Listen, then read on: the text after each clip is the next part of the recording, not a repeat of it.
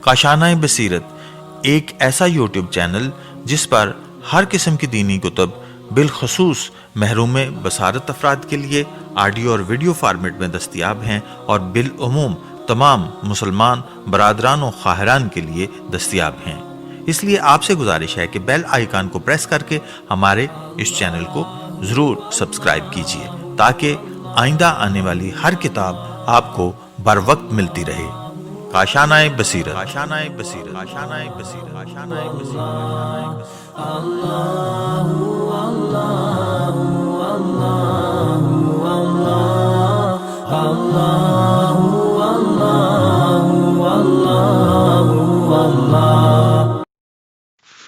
बिस्मिल्लाहिर्रहमानिर्रहीम। अस्सलामुअलैकुम। ये काशानाए बसीरत का ऑडियो बुक चैनल है और आप जो किताब समाअत फरमा रहे हैं इसका नाम है औरत पर्दे की आगोश में, उस्ताद शहीद मुर्तज़ा मुताहरी की लिखी हुई, और इसका तर्जुमा किया है सैयद मोहम्मद मूसा रिजवी ने।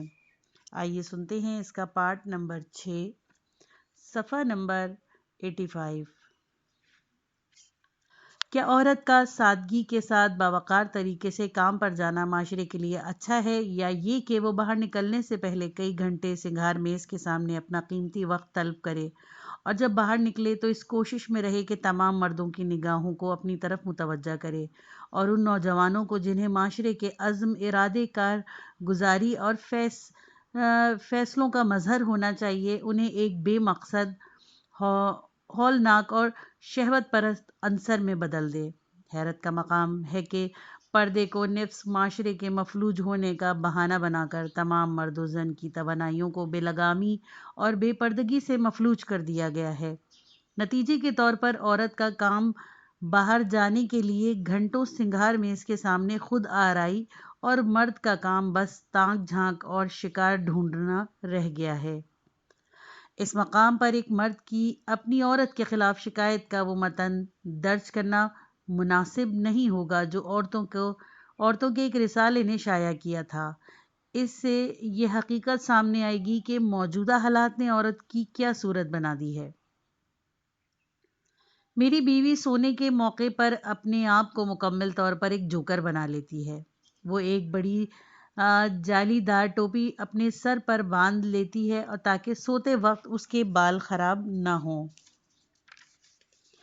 इसके बाद सोने का लिबास जेबतन करती है और फिर सिंगार मेज के सामने बैठकर अपना मेकअप उतारती है।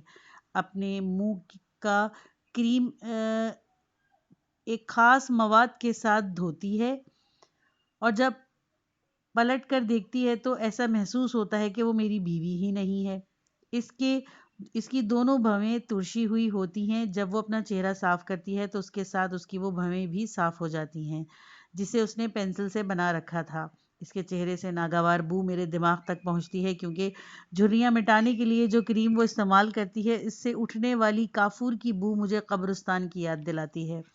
काश मामला यहीं ख़त्म हो जाता, लेकिन अभी आगाज़ कार है। कुछ देर चल फिर कर वो कमरे को ठीक ठाक करती है और फिर नौकरों को आवाज़ देकर इससे थैलियाँ मंगवाती है।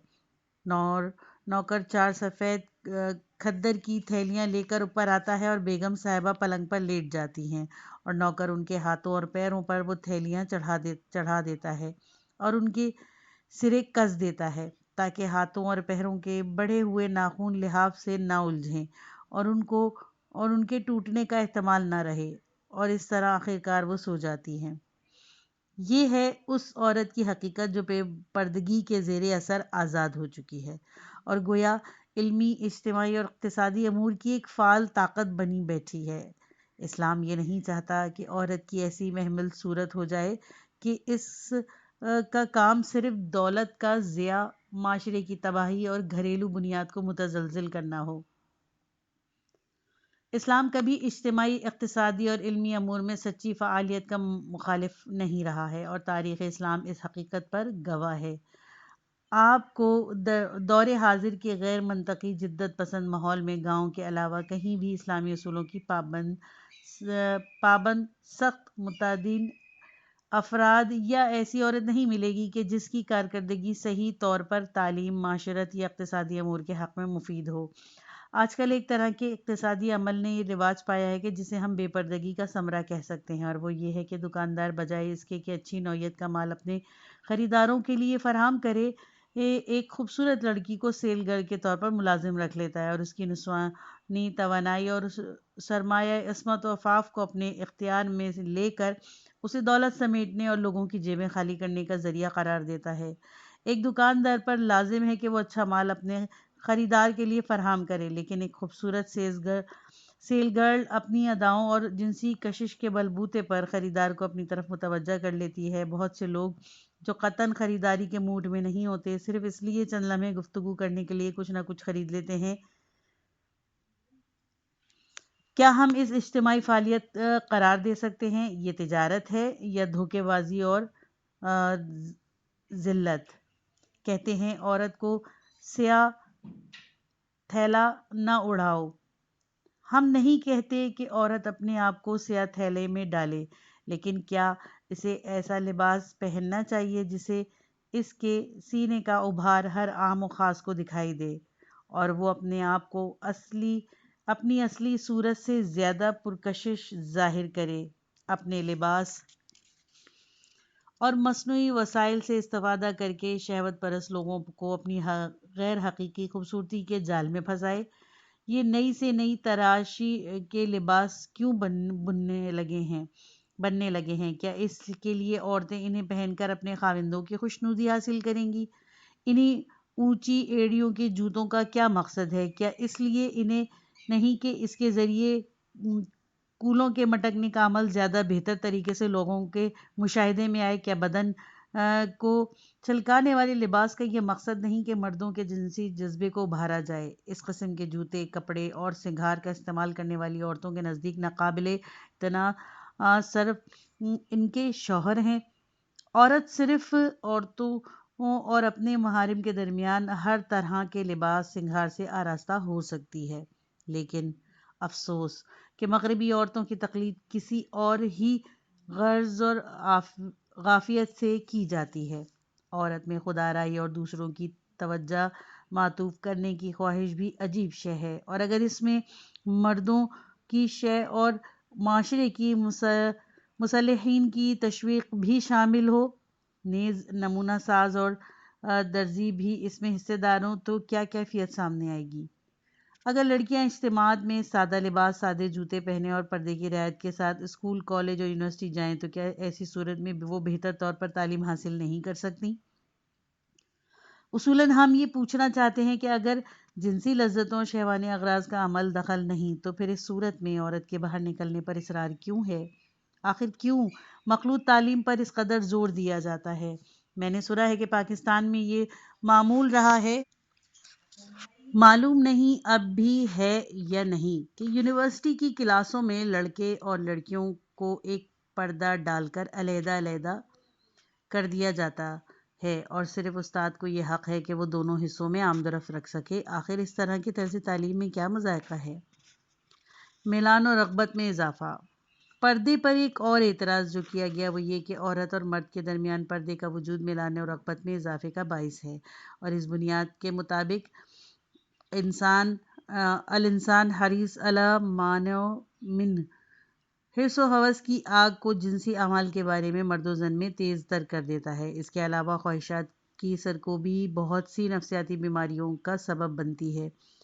جدید نفسیاتی علوم میں خاص کر فرائیڈ کے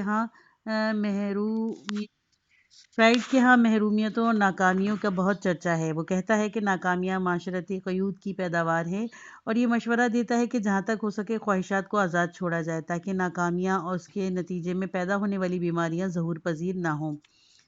برنارڈ رسل اپنی کتاب میرا مشاہدے کی دنیا کا فارسی ترجمے میں صفحہ نمبر 29 اور 70 پر لکھتا ہے، روک ٹوک کا سب سے معمولی اثر عمومی طور پر کھوج، جستجو یا ٹوک کے احساس کی تحریک ہے، اور یہ تاثیر ادبیات اور دیگر موارد میں بھی غیر مستحسن رہی ہے۔ اب ہم روک ٹوک کی اثر پذیری کے بارے میں ایک مثال پیش کرتے ہیں۔ یونانی فلسفی درخت یہ غار کے پتے چبانے کو بہت معیوب اور برا سمجھتا تھا۔ غار /1 ملک شام کے ایک عظیم تناور درخت ہے۔ اہل یونان اسے بہت محترم سمجھتے ہیں۔ اس درخت کی عمر 1000 برس ہوتی ہے۔ اس کے پتے درخت بیت کے مانند ہوتے ہیں۔ اس کا مزہ تلخ اور تیز اور خوشبودار ہوتا ہے۔ اس میں چھوٹے سفید رنگ کے پھول آتے ہیں۔ اس کا پھل ریٹھے کے برابر ہوتا ہے مگر چھلکا بہت نازک اور سیاہ رنگ کا ہوتا ہے۔ اس کے اندر کا گودا چرب خوشبودار اور زرد ہوتا ہے مگر پرانا ہو کر اس کا رنگ گہرا سرخ ہو جاتا ہے۔ اس درخت کے برگ، پوست اور پھل طب میں کام آتے ہیں۔ فارسی میں اسے دھم اور دھمست اور دھمشت کہا جاتا ہے۔ اس کا انگریزی میں نام لورل ٹری ہے۔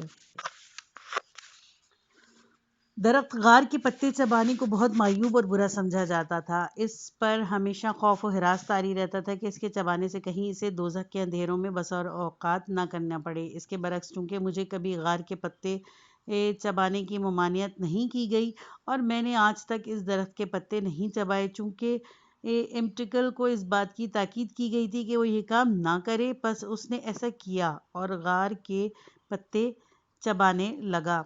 اس کے بعد اس سوال کے جواب میں کیا غیر اخلاقی موضوعات کی اشاعت آپ کے خیال میں ان لوگوں سے دلچسپیوں کو نہیں بڑھاتی؟ کہتا ہے لوگوں کی دلچسپی اس سے ختم ہو جائے گی اگر غیر اخلاقی مواد کی اشاعت کو عام کر دیا جائے تو وہ 1 یا 2 سال تک لوگوں میں بڑا مقبول ہوگا، لیکن اس کے بعد لوگ اس سے تھکنے لگیں گے اور بالآخر ایک منزل پر کوئی اسے دیکھنا گوارا بھی نہیں کرے گا۔ اس اعتراض کے جواب میں میں یہ عرض کی ہے کہ یہ بات درست ہے کہ ناکامی اور خاص طور پر جنسی ناکامی ناگوار اور خطرناک بیماریوں کی حامل ہے اور فطری تقاضے کی حد تک خواہشات کی تکمیل پر پابندی لگا دینا غلط ہے، لیکن معاشرتی پابندیوں کا اختتام اس مشکل کو ختم نہیں کرتا بلکہ اس میں اضافے کا باعث ہوتا ہے۔ جنسی اغراض و مقاصد اور بعض دیگر خواہشات کے باب میں بندش اٹھا لینا حقیقی عشق مفہوم کو ختم کر دیتا ہے اور طبیعت کو آوارہ اور بے لگام بنا دیتا ہے۔ اس سلسلے میں جو چیز جتنی عام ہوگی اس سے مختلف چیز کی طرف طبیعت مائل ہوگی۔ رسل کا کہنا ہے کہ اخلاق سوز تصاویر کی اشاعت کو جائز قرار دیا جائے تاکہ ایک عرصے کے بعد لوگ اس سے تھک جائیں اور اس کی طرف آنکھ اٹھا کر بھی نہیں دیکھیں گے۔ یہ اصول ایک خاص تصویر یا ایک مخصوص انداز کی بے حیائی پر صادق آتا ہے، لیکن مطلق طور پر تمام بے حیائیوں پر صادق نہیں آتا، یعنی ایک خاص قسم کی بے حیائی سے دل بھر جاتا ہے مگر اس سے مفہوم میں نہیں کہ اس کی جگہ حیا و شرم لے لے گی، بلکہ اس مفہوم میں اس سے خواہشات کی آگ بھڑکتی ہے اور وہ ایک دوسرے کا انداز کا تقاضا کرتی ہے جو کبھی نہ ختم ہونے والا ہوتا ہے۔ خود رسل نے ازواج اور اخلاق کی نامی کتاب میں اعتراف کرتا ہے کہ جنسی مسائل میں نفسانی خواہشات جسمانی حرارت سے مختلف شے ہے اور وہ شے جو رضائیت سے تسکین پاتی ہے نفسانی خواہش نہیں جسمانی حرارت ہے۔ اس نکتے پر توجہ دینا ضروری ہے کہ جنسی مسائل میں آزادی شہوتوں کو حرص و ہوس کی صورت میں اور زیادہ ہوا دیتی ہے، جس کی حقیقت میں ہمیں رومی، ایرانی اور عرب حرم سرا اداروں کی تاریخ سے بھی ملتی ہے، لیکن ممنوعیت اور پابندی تغزل اور تخیل کو ایک لطیف اور بلند بشری احساس کی صورت میں ابھارتی ہے اور اسے اقبال بخشتی ہے۔ صرف یہی وہ صورت ہے جس میں فنون و فلسفہ مقصد و منشا بشر قرار پاتا ہے۔ لفظ عشق 2 مفہوم میں استعمال ہوتا ہے، ایک حقیقی عشق جسے ابن سینا نے پاکیزہ عشق کہا ہے اور دوسرا عشق آلودہ جو ہوس اور جذبہ تصرف سے عبارت ہے۔ یہ دونوں ہی رشتے نفس سے وابستہ ہیں اور دونوں کی اثر پذیری بھی ناقابل اختتام ہے، مگر دونوں میں بڑا فرق پایا جاتا ہے۔ حقیقی عشق عمیق توانائیوں کو سمیٹ کر یکجا کرنے والا اور یکتا پرست ہے، جبکہ ہوس سے آلودہ عشق سطحی توانائیوں کو بکھیرنے والا، تنوع پسند اور بے قید ہوتا ہے۔ فطری خواہشات کی 2 قسمیں ہوتی ہیں، ایک محدود اور سطحی ہے، جیسے کھانا اور سونا۔ اس قسم کی خواہشات میں جو ہی غریزہ کی تکمیل اور جسمانی طلب کی سیڑھی عمل میں آتی ہے، انسان کا لگاؤ اور رغبت بھی ختم ہو جاتی ہے، بلکہ ممکن ہے یہ جذبہ نفرت اور بیزاری میں بدل جائے۔ لیکن فطری خواہش سے متعلق ایک اور ضرورت اور بہت گہری دریا صفت اور ہجان پذیر ہے، جو زر پسندی اور جا طلبی سے عبارت ہے۔ اسی طرح جنسی میلانات کے بھی دو پہلو ہیں، ایک جسمانی حرارت اور اس کا شمار اس سے پہلی قسم میں ہوتا ہے جو محدود اور سطحی ہے، لیکن دوسرے پہلو میں دو جنسوں کا ایک دوسرے سے قبلی اتصال ایسا نہیں ہے، اور اس کی وضاحت میں ہمیں مقایسہ پیش کرتے ہیں۔ ہر معاشرہ خوراک کے اعتبار سے ایک خاص معین مقدار کا طالب ہے، یعنی اگر کوئی ملک بطور مثال 20 ملین افراد پر مشتمل ہے تو اس کی خوراک کی ایک مقدار معین ہے جس سے کم پر ان کا گزارا نہیں ہوگا، اور اس سے زیادہ بھی فالتو ہونے کی بنیاد پر ان کے لیے بیکار ہوگا۔ بالفرض اگر ان کے پاس گندم کی فراوانی ہو تو وہ اسے سمندر میں پھینک دیں گے۔ اگر ہم اس معاشرے کے بارے میں ان کی سال بھر کی ضرورت کی خوردنی اجناس سے متعلق سوال کریں کہ وہ کتنی ہے تو اس کا جواب ایک معین مقدار ہوگا، لیکن اگر دولت سے متعلق اس کی ضرورت کے بارے میں سوال کریں اور پوچھیں کہ کتنی رقم اس کے تمام افراد کو ضرورت پورا کرنے کے لیے کافی ہوگی، جو اس طرح کافی ہو کہ اگر ہم انہیں مزید پیسہ دینا چاہیں تو یہ کہیں کہ بس اب ہم سیر ہو چکے، ہمیں اس کی ضرورت نہیں رہی اور اب ہمیں مزید پیسہ نہیں لے سکتے، تو اس کا جواب یہ ہوگا کہ اس طلب کی کوئی حد نہیں اور اس کا تعین ہو ہی نہیں سکتا۔ علم دوستی کی بھی یہی صورت ہے۔ پیغمبر خدا صلی اللہ علیہ وآلہ وسلم سے ایک حدیث نقل ہوتی ہے، یعنی دو بھوکے ہرگز سیر نہیں ہوتے، ایک طالب علم اور دوسرا طالب مال، جتنا ان کو دیا جائے گا ان کی طلب اتنی ہی بڑھتی چلی جائے گی۔ جا طلبی کے موضوع پر بشر کی یہی کیفیت ہے اور اس کی ظرفیت اور اس کے اعتبار سے ناقابل تسکین ہے۔ ہر فرد معاشرے میں خواہ کتنا ہی اونچا مقام حاصل کر لے، پھر بھی اسے اونچے مقام کی سے طلب ہی رہتی ہے، اور اسے بنیادی طور پر جہاں کہیں بھی جذبہ تصرف کا عمل دخل ہو وہاں اختتام پذیری کا کوئی مفہوم نہیں رکھتی۔ جنسی خواہش کے دو پہلو ہیں، ایک جسمانی اور دوسرا روحانی۔ جسمانی پہلو کے حدود معین ہیں، ایک یا دو عورتیں مرد کے جنسی جذبات کی تسکین کے لیے کافی ہیں، لیکن تنوع پسندی اور ایسے مقام پر رونما ہونے والی نفسانی پیاس کی شکل دوسری ہے۔ ہم پہلے اس بات کا اشارہ کر چکے ہیں کہ اس موضوع سے متعلق روحانی کیفیات دو طرح کی ہیں، جن میں سے ایک وہ عشق ہے جو فلسفیوں اور خاص طور پر الہی فلسفیوں کے ہاں مذکور ہے۔ کیا یہ حقیقی عشق جسم اور جن سے وابستہ ہے، یا اس کا کوئی ایسا مقصد بھی ہے جو 100% روحانیت سے مربوط ہو، یا پھر وہ تیسری شق میں داخل ہو جاتا ہے جس کی روح سے اس کا تعلق جن سے ہوتا ہے، مگر بعد میں معنوی حالات میں اس پر طاری ہو جاتے ہیں اور وہ غیر جنسی امور کی طرف متوجہ ہو جاتا ہے۔ یہ روحانی پیاس فی الحال ہمارا موضوع نہیں۔ اس نوعیت کی پیاس ہمیشہ انفرادی اور شخصی پہلو رکھتی ہے، یعنی اس کا تعلق خاص موضوع یا خاص شخص سے ہوتا ہے اور وہ اس کے رابطے کو اس کے غیر سے منقطع کرتا ہے۔ پیاس کی یہ نوعیت پابندیوں اور محرومیوں سے وجود میں آتی ہے۔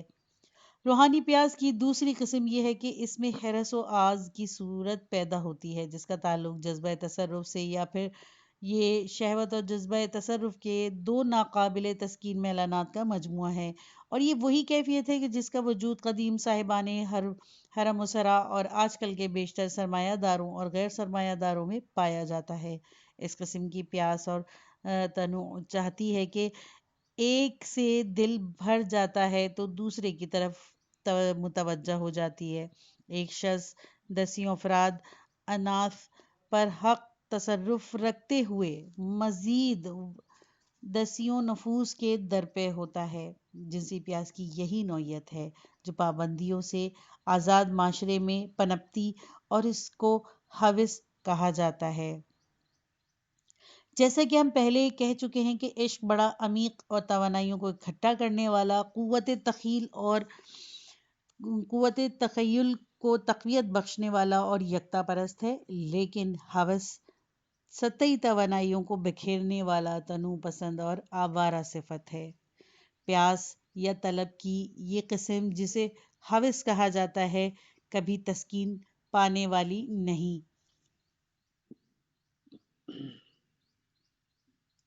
اگر کوئی شخص اس رستے پر چل پڑا اور ہارون رشید اور خسرو پرویز جیسا حرم سرا اس کے پاس ہو جو پریزادیوں سے اس طرح پر ہو کہ سال میں ایک دفعہ ہر ایک کے پاس جانے کی باری نہ آئے، تب بھی اگر اسے اس کو یہ خبر ملے کہ دنیا کے فلاں کونے میں کسی ماہ روح کا بسیرا ہے تو وہ اس کا طالب ہوگا، اور یہ کبھی نہیں کہے گا کہ بس اب سے سیری ہو چکی ہے۔ اس میں دوزخ کی خصوصیات پیدا ہو جاتی ہے کہ جتنا اسے دیتے جاؤ گے اور زیادہ کی طلب ہوتی رہے گی۔ خداوند عالم قرآن مجید میں ارشاد فرماتا ہے، سورہ قاف آیت نمبر 30، ہم جہنم سے کہیں گے کہ کیا تو پر ہو چکی ہے؟ وہ جواب دے گی، کیا کچھ اور نہیں ملے گا؟ کبھی آنکھوں کو خود برویوں کو دیکھنے سے نہیں تھکتی اور دل بھی آنکھ کی ہمراہی کرتا ہے اور اس کے پیچھے پیچھے چل پڑتا ہے۔ ایسے حالات میں کثرت اور فراوانی کے ذریعے حصول تسکین اور سیری کسی طرح بھی ممکن نہیں، اور اگر کوئی اس راہ سے وارد ہونا چاہتا ہے تو وہ بالکل ایسا ہی ہوگا جیسے کوئی مکڑی کے ذریعے آگ کی شکم سیری کرے۔ کلی طور پر خواہشات انسانی فطرت کا ایک حصہ ہیں اور ان پر کوئی پابندی عائد نہیں، لیکن انسان فطرتاً بہت کچھ کا طالب بن کر خلق ہوا ہے، اور جب یہ روحانی طلب یا مادیات کا رستہ اختیار کرے تو پھر اس کا کوئی ٹھکانہ نہیں ہے، اور ہر مرحلے پر پہنچ کر دوسرے مرحلے کی طلب اس میں پیدا ہو جاتی ہے۔ وہ لوگ جو نفس امارہ اور شہوانی احساسات کی طغیانی کو صرف محرومیوں اور اس سے وجود میں آنے والی الجھنوں کی پیداوار سمجھتے ہیں، سخت غلطی پر ہیں۔ جس طرح محرومیاں شہوتوں کی سرکشی اور طغیانی کا سبب بنتی ہیں، اسی طرح پیروی، اطاعت اور تسلیم مطلق بھی شہوات کی سرکشی اور طغیانی کا سبب ہوتی ہے۔ انہوں نے فرائیڈ کی طرح سکے کے ایک رخ کو دیکھا ہے اور دوسری طرف نظر نہیں کی۔ ہمارے ناصحین اور عارفین نے مکمل طور پر اس نکتے کو سمجھا ہے۔ فارسی اور عربی ادبیات میں کثرت سے اس کی طرف اشارہ ہوا ہے۔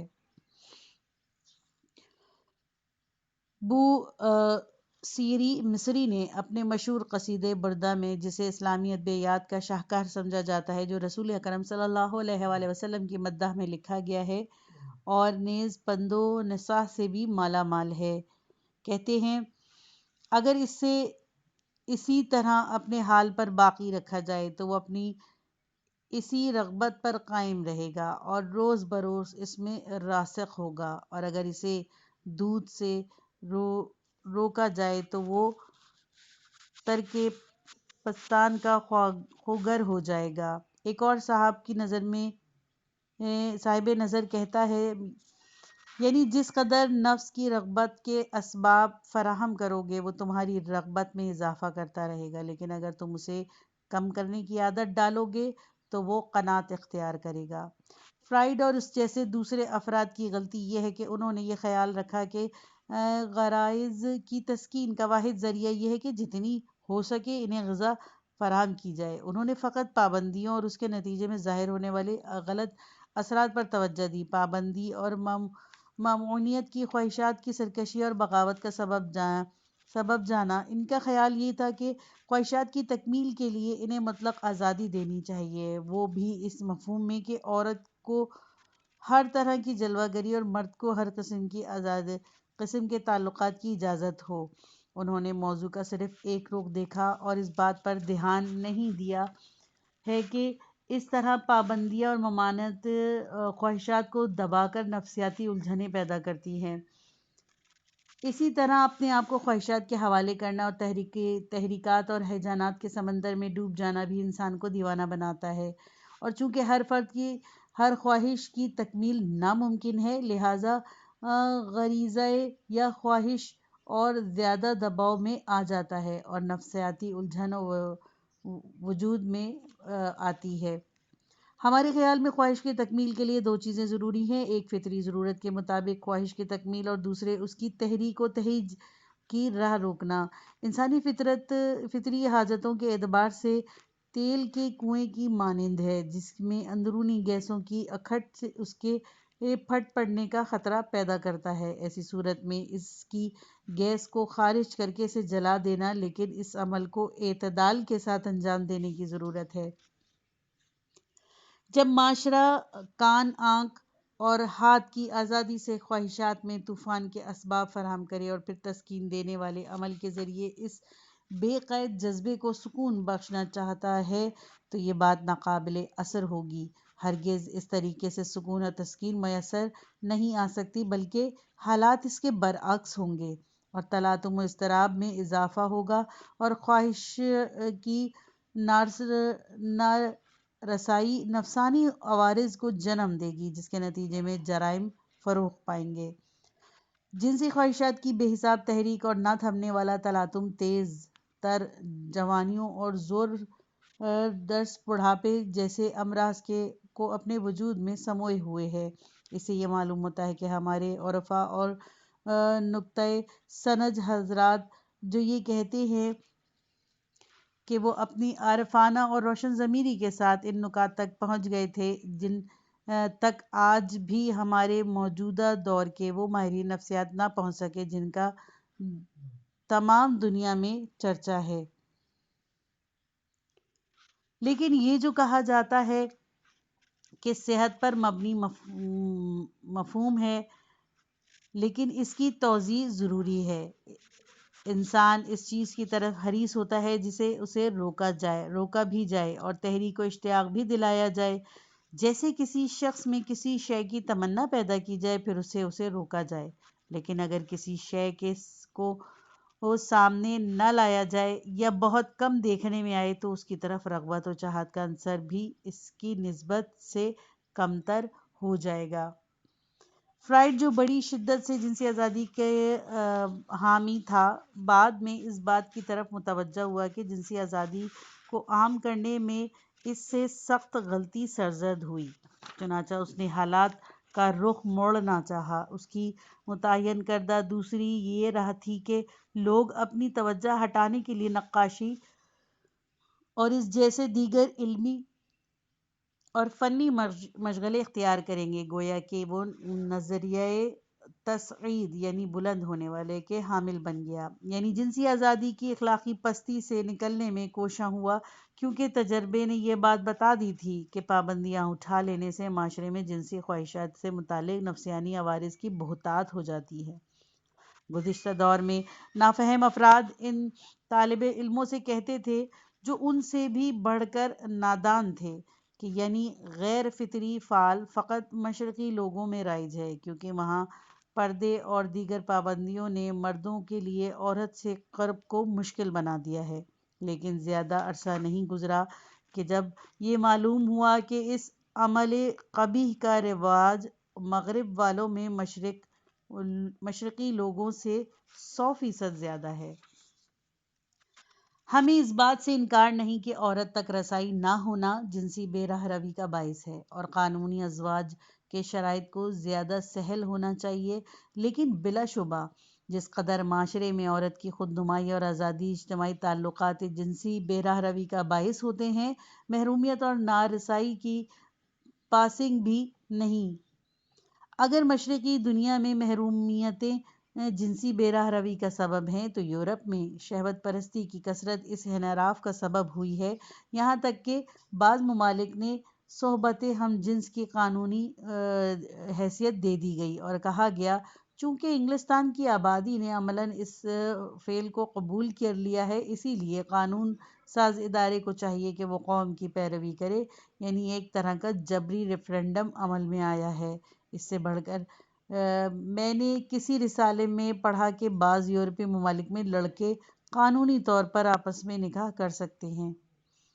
مشرقی دنیا میں بھی محروم افراد اس قدر جنسی بے راہ روی کا شکار نہیں تھے جس قدر صاحبان حرم سرا، وہ بھی عرب۔ اس جنسی بے راہ روی کا ترہ امتیاز سلاطین کے سر ہے۔ یہ پارٹ ختم ہوا، کتاب کا اگلا حصہ نیکسٹ پارٹ میں سنیے۔